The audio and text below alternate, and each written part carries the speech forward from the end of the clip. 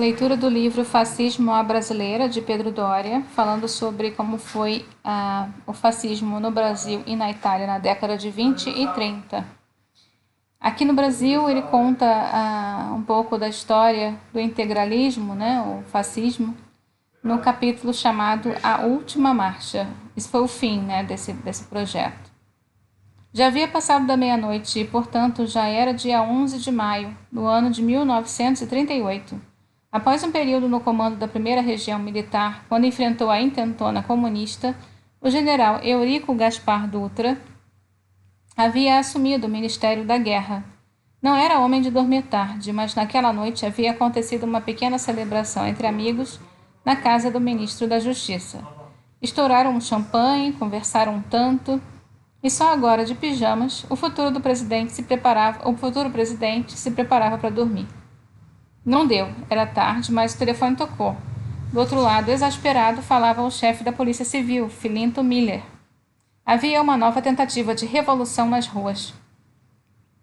Desta vez, muito pior. O Palácio Guanabara, residência oficial do presidente da República e de sua família, estava sob um feroz ataque. Havia tiros de metralhadora, e se reforços não chegassem o quanto antes, Getúlio poderia ser capturado, talvez até assassinado. O general não perdeu tempo, trocou os pijamas pelo uniforme e, tão rápido quanto pôde, se pôs na rua. Não mais que 200 metros separavam seu apartamento do Forte do Leme, localizado em uma das pontas de Copacabana. Com um passo apressado, Dutra foi para lá e, no caminho, lhe chamou a atenção um grupo de 10 ou 12 homens que, ruidosos, se acumulavam no bar Alpino, a grande taverna alemã que servia o melhor chopp da Zona Sul carioca. Não parou para ver, não tinha tempo. Se tivesse averiguado, descobriria que, embora paisana, aqueles eram todos os integralistas que, armados com pistolas e bombas, aguardavam apenas ordens para prendê-lo ou mesmo, se preciso, mandar seu prédio pelos ares. Qualquer coisa que evitasse sua iniciativa de socorrer o presidente. Eles aguardavam ordens. Eram todos integralistas. Deveriam estar de vigia, mas se distraíram e não viram Dutra passar. E desarmado, ele passou, chegou ao Forte do Leme, onde o encontrou apenas o oficial do comando, 12 soldados e um caminhão. Se era o que havia, assim seria.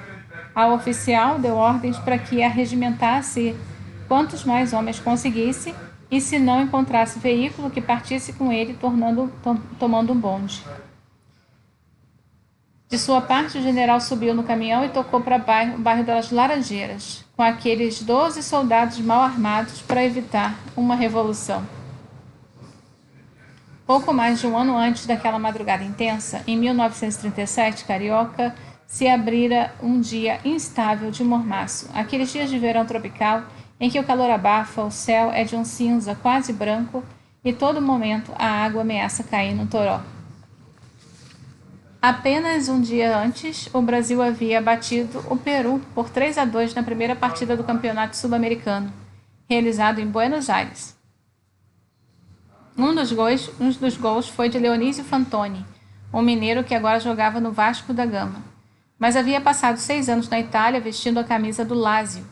Na Copa de 38, Leonísio teria ainda a honra de servir de reserva para o primeiro grande craque brasileiro, Leônidas da Silva, o homem que popularizou para o mundo o gol de bicicleta, dando graça e leveza ao esporte que havia chegado tão bruto do berço europeu. Havia ansiedade entre os torcedores da capital federal. O campeonato carioca do ano anterior não estava ainda definido, já que nas finais de Madureira vencera o jogo da ida, o Vasco batera no jogo da volta. E na terceira partida dependia do retorno dos jogadores cedido à seleção. No Cine Palácio, localizado na Praça do Centro, que não à toa ganhou o apelido de Cinelândia, havia estrelado Ritmo Louco, Swing Time. Talvez o melhor de todos os musicais com Fred Astaire e Ginger Rogers. Se os protagonistas eram já estrelas de primeira grandeza, daquele tempo inaugural do cinema falado, o mundo ainda não sabia que o diretor, um californiano de 32 anos, chamava George Stevens, seria também um dos grandes da arte. Mas ele ainda não havia filmado Os Brutos Também Amam, Shane, Assim Caminha a Humanidade, Giant, e Um Lugar ao Sol, A Place in the Sun. E se a fórmula do musical é rapaz encontra garota, rapaz perde a garota, rapaz canta música, sapateia e reconquista a garota, no momento em que Esther se senta em um piano a cena de reconquista? Rogers, no quarto, lavando o cabelo, o que ele cantou valeu o Oscar da melhor música original. Pequena preciosidade do século XX, chamada The Way You Look Tonight, canção que duraria para sempre. Interpretada primeiro por Astaire, mas depois por Bing Crosby, Billie Holiday, tornada jazz pela banda de Benny Goodman, radicalizada no piano de Thelonious Monk, celebrizada por Frank Sinatra, trazida ao limite pelo bebop de Charlie Parker, tornada até melosa pela voz de Rod Stewart, e que, ainda hoje, não para de ser gravada. Filme e música que levam ao encantamento daqueles que vivem o espectador sair do cinema com um sorriso no rosto. No dia 31, o da festa do Réveillon, talvez alguns desses cariocas tenham deixado o palácio flutuando, com uma vontade de sapatear como Astaire, para então atravessar a Avenida Central e não mais que uns 200 metros à frente, na esplanada do castelo, se depararem com a marcha celebratória do Ano Novo dos Camisas Verdes. Haviam se tornado comuns, parte integrante do cotidiano de qualquer grande cidade brasileira. As marchas, porque também os integralistas guardavam para 1937 uma imensa esperança. Era o ano de campanha eleitoral, ano de começar enfim seu caminho para o Palácio do Catete, para a presidência da República, para fazer o Brasil um país sem partidos, integral, um novo conceito de patriotismo corporativista. Sonhavam eles, como sonhavam outros, com a sucessão de Getúlio Vargas. Pois não tinham qualquer motivo para não sonhar. O ano de 36, após o caos de 35, havia sido tranquilo e seu discurso de Ano Novo, com sua onipresente voz anasalada, as sílabas tônicas aguçadas no término de cada período, Getúlio Vargas desejou felicidades à população, acenando com mudanças. Em 35, quando uma nuvem turva de ódios ameaçava os lares brasileiros, vos prometi a garantia de todos os direitos dentro da ordem legal. O ano que vai entrar terá parte das energias nacionais voltadas para o debate em torno da campanha presidencial.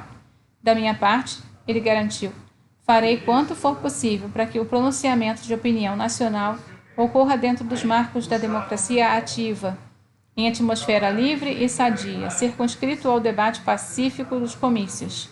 Fazia 8 anos já, desde as últimas eleições presidenciais, e quem exerceu o governo em condições excepcionais, enfaixando a maior soma de poderes conferidos a um governante brasileiro, e jamais se deixou empolgar pelas tentações do mando, permanecerei vigilante aos reclames da ordem e às exigências do livre exercício dos direitos políticos, certo de contar para isso com a colaboração patriótica e discriminada das Forças Armadas.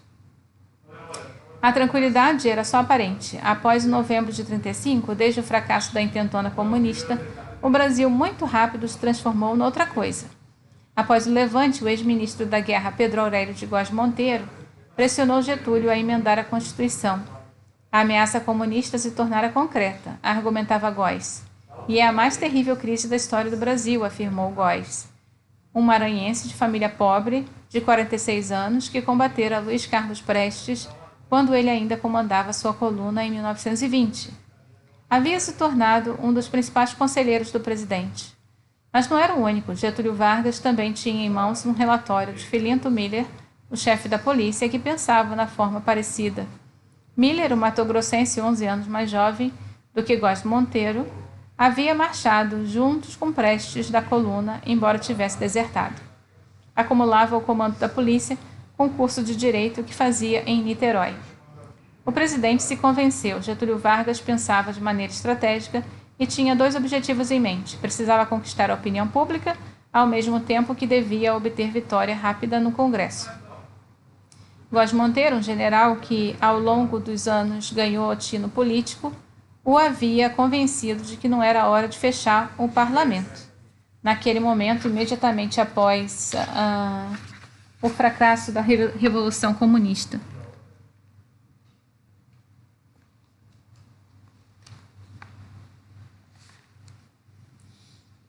presidente contava com o apoio das Forças Armadas, mas os militares não estavam prontos a aceitar um ditador civil. Ao menos, não ainda. Se queria consolidar o poder, Getúlio teria que construir o espaço. Assim, antes de 35 terminasse, os parlamentares aprovaram 3 emendas à Constituição promulgada em 1934. Uma permitia a demissão sumária de funcionários públicos acusados de crimes políticos. Outra dava poder de tirar patente e expulsar das Forças Armadas militares culpados de subversão. A mais importante autorizava o presidente da República a decretar estados de guerra perante qualquer comoção intestina grave no país. A Lei da Segurança Nacional, aprovada meses antes, a Lei Monstro, já havia permitido fechar jornais oposicionistas.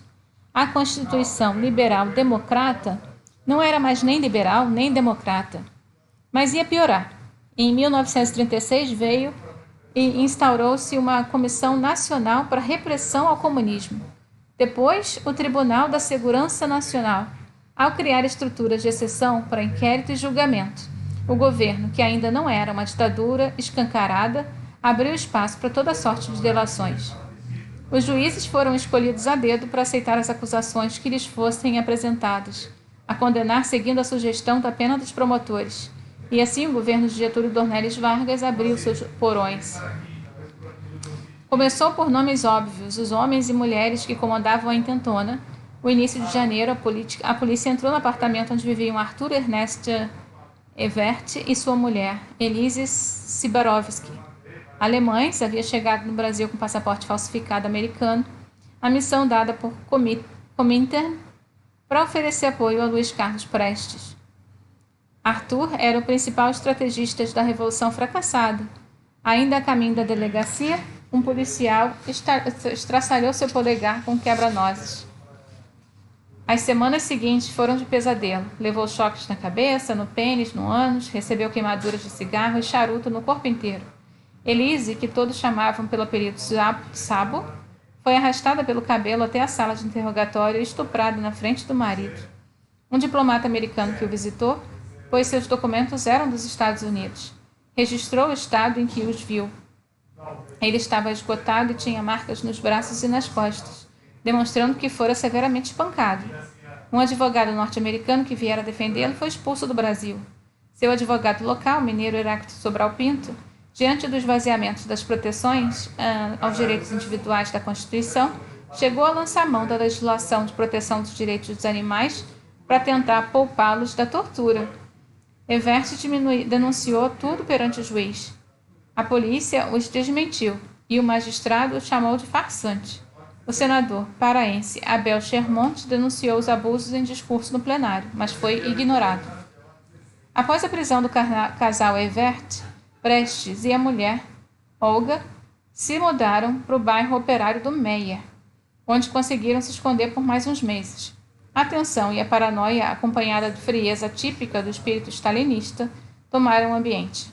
E muitos daquele período de expectativa angustiada foi tomado por um debate de respeito a Elza Fernandes, uma moça de 16 anos que namorava um dos líderes comunistas presos.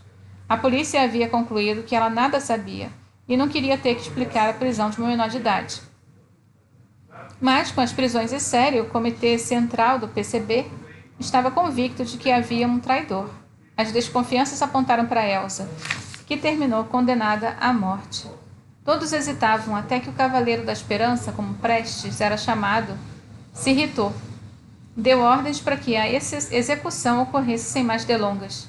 Em 2 de março, enquanto ela tomava um café, um dos homens que ela considerava amigo a pegou num repente com uma corda no pescoço. Após estrangulá-la, partiram alguns ossos de forma que coubesse num saco e enterraram no quintal de uma das casas de esconderijo na zona norte carioca.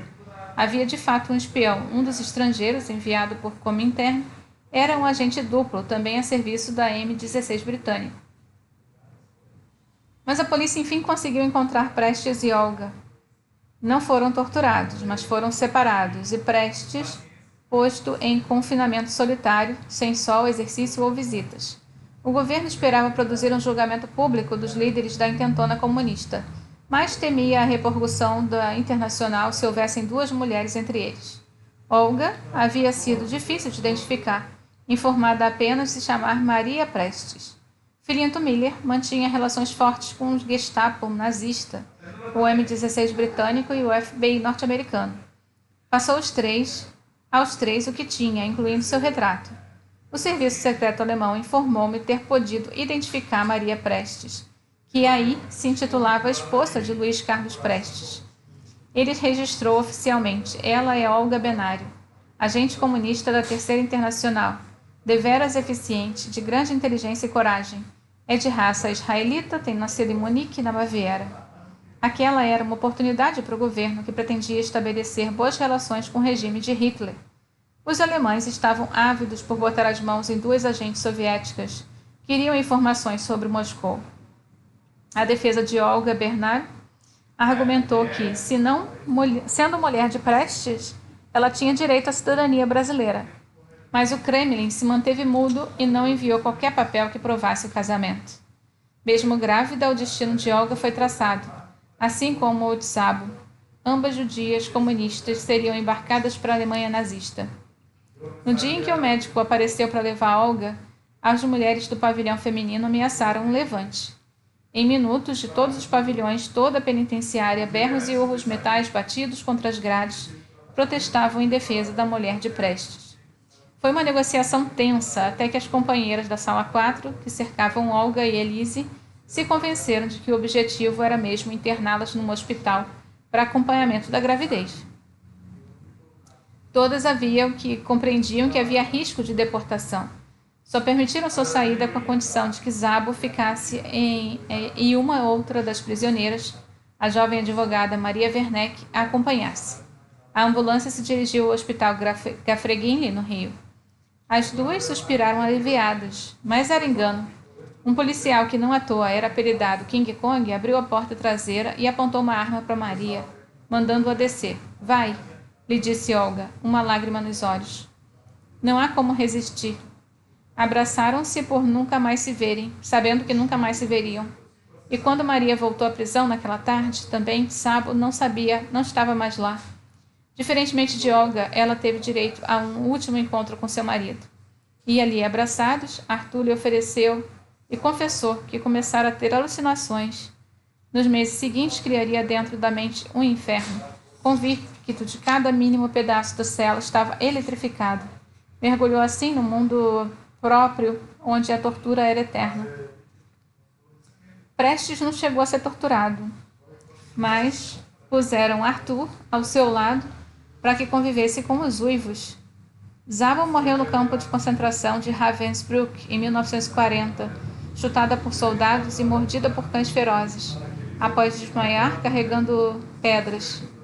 Tinha 32 anos. Olga foi executada a uma câmara de gás no campo de extermínio de Bernburg, em 42. Tinha 34 anos.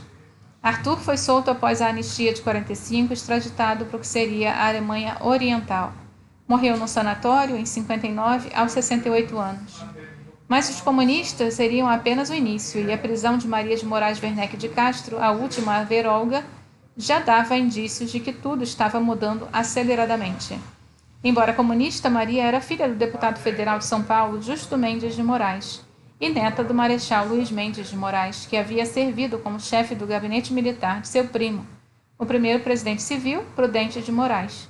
Gaúcho de nascença, um liberal legalista, Justo havia servido como embaixador informal de Getúlio Vargas em São Paulo para ajudar a apaziguar a política local após a Revolução Constitucionalista se encerrar. A herança da intentona comunista estava dada. O governo Vargas havia mergulhado num ataque até contra os seus. No dia 19 de março, numa reunião em que estavam Miller e os ministros militares, foram apresentados ao presidente os papéis encontrados nas casas de Arthur Evert e Luiz Carlos Prestes. Naquele mesmo mês, a polícia de Filinto Miller invadiu o Congresso Nacional. Saiu de lá levando presos os deputados federais Abiguar Bastos, Domingos Velasco, João Mangabeira e Otávio da Silveira, além do senador Abel Sherman, o parlamentar que denunciou a tortura de Evert. Preso por 16 policiais, Sherman foi levado à delegacia com a mulher e 2 filhos pequenos. Família liberada, ele ficou.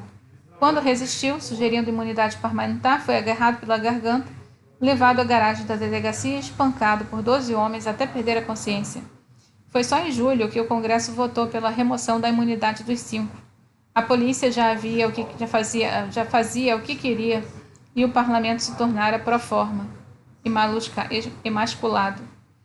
Em São Paulo, aproximadamente 400 presos políticos ficaram no antigo galpão da fábrica de tecido Maria Zélia.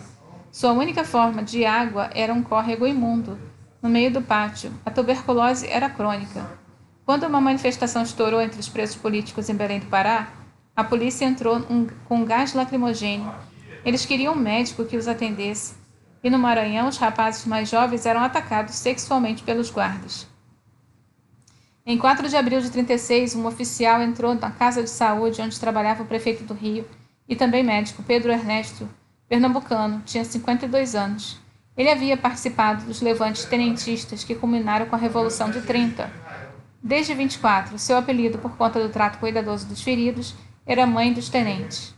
Quando Getúlio Vargas chegou ao poder, Ernesto recebeu o título honorífico de tenente médico e tomou parte das reuniões iniciais que definiriam a estrutura de poder, com Góes Monteiro e Oswaldo Aranha. Terminou nomeado interventor do Distrito Federal e foi convidado a ser médico particular da família Vargas. Conseguiu, após um grave acidente automobilístico, evitar que a perna da primeira-dama, Dona Darcy, fosse amputada. Pelo menos uma vez salvou a vida de Maneco, um dos filhos do presidente. Como prefeito do Rio, Amparado e seu jovem secretário de Educação, Anísio Teixeira, promoveu uma revolução da saúde e da educação pública. Era tão benquisto que o Exército ainda promoveu a coronel médico, em 34. Popular também entre os eleitores. Em 35, após a interventoria, foi o primeiro prefeito eleito na capital federal.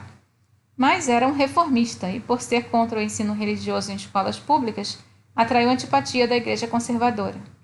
Por ser discursado com a Lei da Segurança Nacional, atraiu antipatia de Filinto Miller, e um dos documentos supostamente confiscados na Casa de Prestes indicava que ele havia feito doações para a Aliança Libertadora Nacional. A frente antifascista, fechada com o apoio da Lei Monstro, em 35, e naquela tarde Pedro Ernesto foi preso. Chegou a ser solto brevemente no final de 36, mas multidões o aguardavam e a polícia achou perigoso um político assim tão popular estar solto. Então voltou à cadeia no início de 37 para cumprir a pena que lhe foi imposta pelo Tribunal de Segurança Nacional. Quando deixou a prisão em 40, estava tão débil de saúde que morreu meses depois. No dia combinado, realizou-se a prisão de Pedro Ernesto, escreveu o presidente em seu diário. Embora as circunstâncias me forçassem a consentir nessa prisão, confesso que fiz com pesar. Há uma crise na minha consciência. Tenho dúvidas se este homem é um extraviado ou um traído, um incompreendido ou um ludibriado. De Washington, onde servia o embaixador Oswaldo Aranha, assistia aflito à transformação do país. A experiência norte-americana o convertera de vez à democracia liberal, e seu flerte com o fascismo havia muito que se perdera no passado. Dada a intimidade com Getúlio, decidiu-se por escrever. Foram apontados e até presos como comunistas, deputados supernacionalistas. Raramente Aranha fazia isso de tantos pontos de exclamação. Não é tudo, os professores de Direito de Medicina foram presos, como autores morais de Novembro. Mas Getúlio, tudo isso é ou uma inconsciência, ou loucura, ou maldade de teus policiais. Em que influíram esses professores e seus deputados no ânimo dos militares que tornaram parte do movimento? Eu não creio, Getúlio, que possas concordar com tantos desacertos, cujos resultados são vivermos hoje de incertezas e sobressaltos. Talvez não fique satisfeito com essas minhas observações. Eu as faço porque, na pior das hipóteses, ainda contrariado um pouco com teu amigo, sei que farás uma revisão dos fatos e acontecimentos. E isto já é uma vitória. Para quem, como eu, confia na segurança das tuas opiniões e juízos. Numa carta, o presidente já havia escrito a seu embaixador: a atividade de Filinto Miller tem sido incansável, sereno e persistente, sabe conduzir a ação policial, obtendo resultados felizes sem necessidade de excessos. Filinto Miller, por sua vez, vinha mantendo contato próximo com os integralistas. Os encamisados de verde estavam com êxtase, os espaços sentiam que se abriam para eles. E no agressivo combate à esquerda, ou mesmo a qualquer força que parecesse com a esquerda, o Brasil caminhava na direção com a qual sonhavam. Em um momento, chegaram a formalizar um convite para que Miriam se juntasse à AIB. Por sermos ativos em nossos diferentes setores, podemos e devemos trabalhar para a glória do nosso amado Brasil, lhes respondeu o chefe da polícia. Mas ele não era nem de longe o único aliado que tinham nas cercanias do presidente da República. E apesar aquele clima podre que vinha dos porões da polícia se esgueirava pelo país. Aquele 37 seria o ano de tensão crescente. Na tarde de 27 de abril, o deputado Edmundo Barreto Pinto subiu à tribuna da Câmara preparado para uma provocação.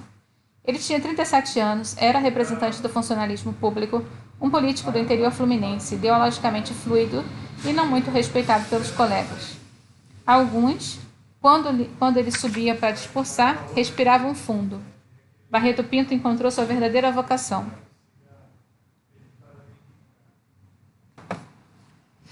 Barreto Pinto encontrou sua verdadeira vocação, ironizou de certa feita um jornalista paulistano, a de agente provocador.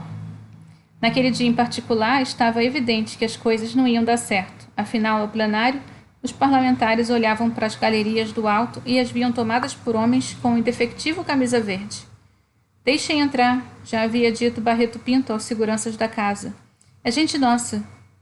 Assim, o parlamentar do funcionalismo juntou os papéis e pôs-se a ler um manifesto programa assinado por Plínio Salgado, o compromisso integralista para a eleição presidencial de 38. O Brasil não pode realizar a união íntima e perfeita de seus filhos enquanto existirem estados dentro do Estado. Partidos políticos fracionados da nação, classes lutando contra classes, indivíduos isolados exercendo ação pessoal nas decisões do governo. Havia escrito Salgado: não destruímos a pessoa como o comunismo, nem a oprimimos como a liberal democracia. Dignificamo-la. Foi quase instantâneo que os outros deputados começaram a se mover. Porque ele questionava a democracia? Perguntou num brado um parlamentar gaúcho. Por que ele está podre? Porque ela está podre. Lhe respondeu-lhe de bate-pronto Barreto Pinto. O senhor deve renunciar, gritou indignado Hernani do Amaral Peixoto, noivo de Alzira Vargas, filha de Getúlio. Afinal, havia sido eleito por um regime do qual declarava não acreditar. Renúncia era o mínimo. Das galerias, os camisas verdes aplaudiram cada vez mais alto. Da mesa diretora soaram os tímpanos, o sino que deveria impor o silêncio, mas que não era obedecido. João Café Filho, que uns 20 anos depois viria a presidir o país, intercedeu. Estamos numa república democrática, gritou olhando para o presidente da sessão. Mas, apontando para as galerias ruidosas, não podemos consentir nesta afronta. Seguiu. Enquanto os integralistas mantinham as palmas e gritavam Anauê, é preciso que sejam todos presos, prosseguiu Café. Onde está a polícia? Estava já trabalhando a polícia legislativa, mas demorou para que se conseguisse retirar a multidão.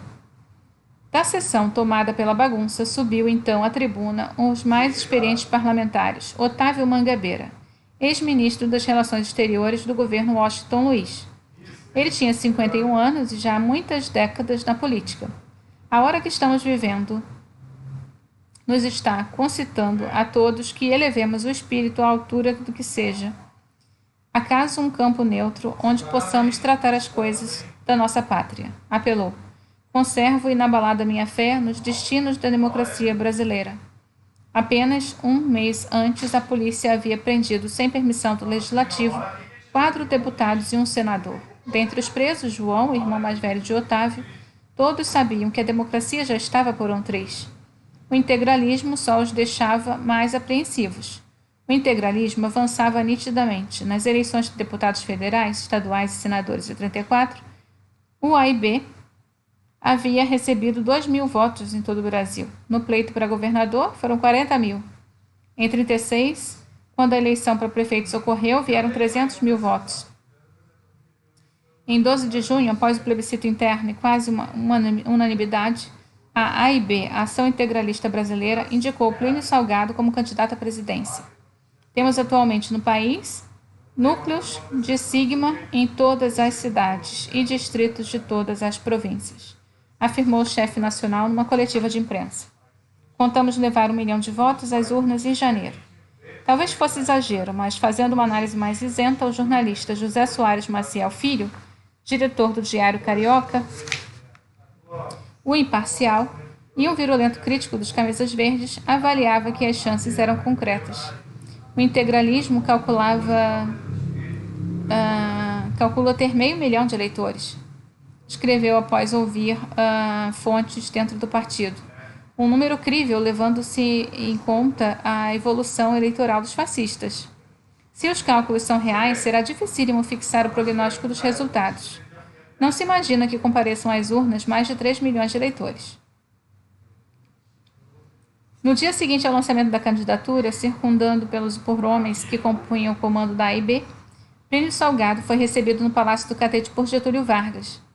Do presidente ouviu que ele sabia pouco sobre os princípios do integralismo, mas que conhecia muitos dali. Garantiu ao agora candidato que não tomaria partido de ninguém durante a campanha eleitoral. Os homens então se puseram no sentido perante o presidente. Lançaram o braço para o alto e lhe concederam a honra que só dedicavam a chefe nacional. 3 anauês seguidos. Àquela altura, Plínio Salgado já estava morando na capital federal. Escolhera para si uma grande casarão elegante no bairro de Botafogo, um sobrado de 2 andares cercado de varandas, fincado no centro do terreno com jardins em volta. Ele e sua família viviam na parte dos fundos, e na frente, onde havia amplos salões, funcionava o Comando Nacional do Partido.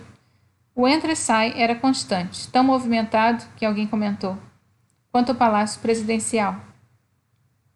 A candidatura do SIG mais eleições presidenciais não tem significação de interesse partidário. Discursou em rádio. A AIB traçou novas diretrizes à preparação das massas para um golpe de Estado, e essas diretrizes estão sendo cumpridas à risca em nosso país. Para levantar a campanha, porém, precisava de dinheiro.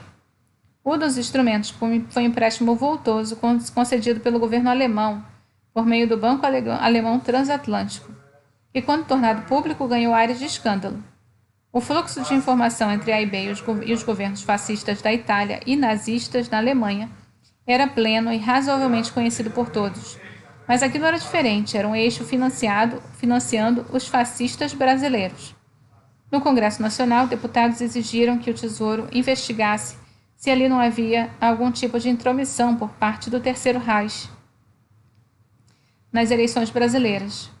Pois não foi só no Congresso que a dúvida surgiu, também no Catete, e o excelentíssimo senhor presidente da República estava atento. O empréstimo nazista não foi a única fonte a qual Plínio Salgado recorreu. Não eram poucos os empresários brasileiros que temiam um avanço vermelho, e com isso em mente o chefe nacional convocou à sua presença o capitão Olímpio Mourão Filho. No Exército, Mourão havia iniciado a carreira combatendo o levante tenentista de São Paulo no ano de 24. Quando veio a Revolução de 30, já havia se bandeado para o lado dos tenentes e acabou por ser um dos negociadores da paz em Minas Gerais. Sempre elogiado, vinha crescendo na carreira militar ano após ano. Foi também um dos primeiros oficiais a se juntar à AIB, logo depois da sua fundação. Por conta da experiência com estratégia, Gustavo Barroso o nomeou seu número 2 na organização das milícias integralistas. Naquele ano eleitoral, aos 37 anos, já comandava o serviço secreto integralista enquanto servia concomitantemente no Estado-Maior do Exército ao alto comando.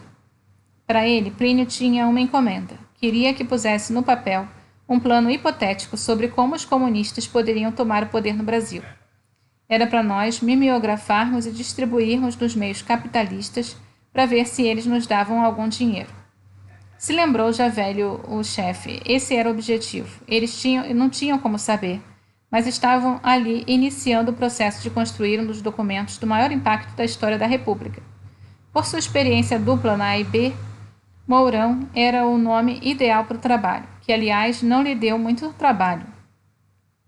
Ele tinha às mãos um exemplar da Revue des Monde, uma tradicional revista de ensaios franceses, muito popular nos meios intelectuais europeus, onde fora publicado um longo artigo sobre o húngaro Béla Kun, como ele havia implementado a Segunda República Comunista do Mundo, em 1919. E com base no processo de Béla Kun, Mourão deixou sua imaginação fluir. O Brasil seria tomado por greves sucessivas que distrairiam a polícia. Então viriam uma série de incêndios em prédios importantes, sequestros de personalidades, uma explosão criminal, ataques do clero, estupros. E no conjunto, o cúmulo de episódios sérios concomitantes causaria confusão na força policial e armada. Momento adequado para a ação final dos comunistas. Naquela versão, a todo momento, o plano alertava para a importância de neutralizar os integralistas, percebidos como maior empecilho ao projeto internacional comunista. Uma fantasia a um alto elogio. Não só havia uma segunda camada relevante do plano esboçado por Mourão, ele representava a visão de mundo típica de Barroso, seu mentor pessoal. Em seu livro Brasil, Colônia de Banqueiros, o integralista da Academia Brasileira de Letras havia transposto para um país as ideias de Os Protocolos do Sábio de Sião, um documento falso antissemita produzido pela Rússia czarista, e de Mein Kampf, A Minha Luta, de Adolf Hitler. O historiador enxergava no mundo uma grande conspiração judaica para destroçar a cultura cristã no Ocidente. E no processo imaginado por Barroso, bancos estrangeiros controlados por judeus levariam o Brasil à falência econômica e moral. Caos instalado, o país em ruínas se tornaria presa fácil para uma segunda fase de domínio. O comunismo, igualmente controlado por uma rede judaica internacional, se mostraria sedutor, despertando nas classes trabalhadoras o ódio. Capitalismo e comunismo não eram opostos, nessa visão, nas fases distintas de um mesmo processo de aniquilação. Trotsky e Rothschild, escreveu o historiador cearense, mencionando o líder comunista e a tradicional família de banqueiros alemães, marcam a amplitude das oscilações do espírito judaico. Esses dois extremos abrangem toda a sociedade, toda a civilização do século XX. Olímpio Mourão Filho, de primeira, assinou o documento, Bela Kun. Mas aí se lembrou que Kun era não mais que uma transliteração da palavra em hebraico que designava os sacerdotes, Cohen. Com um lápis, rausou Kun e pôs a mão Cohen. Queria deixar mais óbvio o raciocínio para quem lesse. Quando passou a datilógrafa o trabalho, a moça não entendeu a rasura e assim, em vez de Bela Cohen, limitou-se a afirmar com sobrenome aquelas páginas que entrariam para a história como Plano Cohen. Só que Plínio não gostou. O capitão lhe entregou a papelada ao chefe nacional, logo se irritou com o tom antissemita.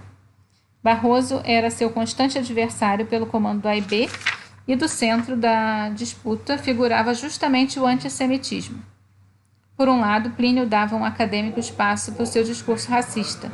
Era popular entre muitos dos filiados ao integralismo, sedutor principalmente entre os descendentes de alemães do sul do país, então ajudava a angariar as massas.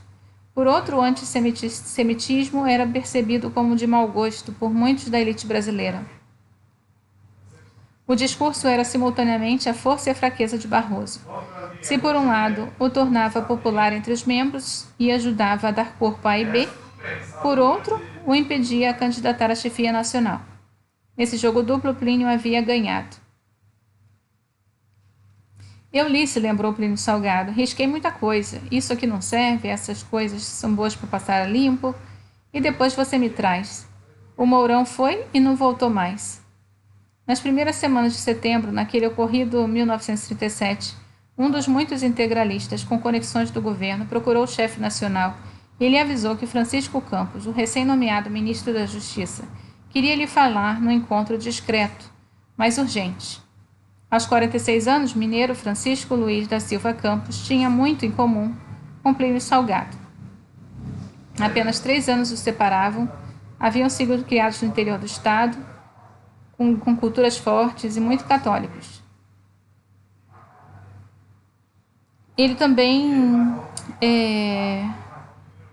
havia criado um movimento fascista chamado Camisas Caqui. Chico Campos tinha em mãos um bloco de folhas datilografadas numa pasta. Era uma constituição. Ele havia escrito sozinho e em segredo, e havia se inspirado nas cartas fascistas de Polônia e Itália. Campos explicou que a Plínio que estava ali por ordem de Getúlio Vargas. Ele planejava dar o golpe de Estado, suspender as eleições e outorgar aquela Constituição. Queria saber a opinião do líder integralista e para isso lhe dava 24 horas de prazo. Pois foi que no dia seguinte se encontraram novamente. A distância do tempo, por vezes, torna alguma realidade menos óbvia. Em 1937, não havia xerografia ou qualquer outra tecnologia para copiar rapidamente um documento que não reescrevendo. E é por isso que, naquele prazo curto, Campos podia ter certeza de que dificilmente haveria tempo hábil para a produção de uma cópia. Encontrando-o novamente,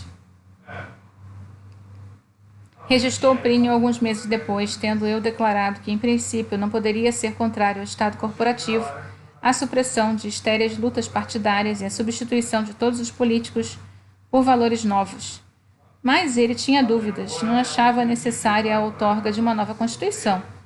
Porém, julgava suficientes reformas da Carta de 34, substituindo o sufrágio universal pelo voto corporativo e dando maior amplitude ao Estado no concernente aos poderes de interferência do ritmo econômico-financeiro e no tocante ao fortalecimento do poder central.